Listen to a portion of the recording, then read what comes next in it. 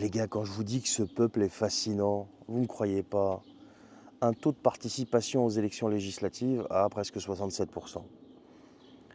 Il a voté 10 millions de voix pour le Rassemblement national, allez, 7 millions pour le nouveau Front populaire, 6 et quelques millions pour Renaissance, là, ensemble, je sais pas quoi, et le reste pour le reste.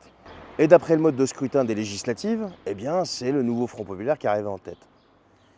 Et donc, c'est le peuple, a priori, qui a voté pour ça, hein.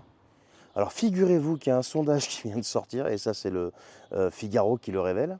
70% des Français ne sont pas contents de la nouvelle composition de l'Assemblée nationale.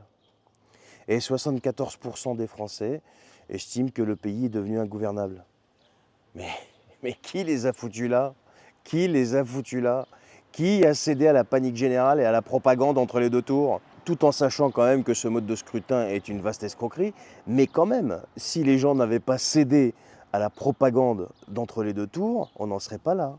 Le pays serait gouvernable. Que t'aimes ou que t'aimes pas, le pays serait gouvernable. Mais c'est facile d'aller céder à la propagande en disant que l'autre c'est un facho, que l'autre c'est ceci, que l'autre c'est cela, et après venir, 70% des gens ne sont pas contents de la composition de l'Assemblée nationale. Alors après, bon, on peut aussi se dire que c'est peut-être la réelle opinion, tu vois, la vraie opinion, que si on avait un mode de scrutin majoritaire à un seul tour pour les législatives, eh bien ça appuierait un petit peu les résultats de ce sondage par exemple, tu vois. Tout en sachant quand même que la France c'est le seul pays qui a ce mode de scrutin pour les législatives, qui est encore une fois une vaste arnaque. Et qui est, je le dis, je le répète, fait pour pas que les extrêmes, une des extrêmes, arrive au pouvoir, c'est-à-dire gouverne ce pays.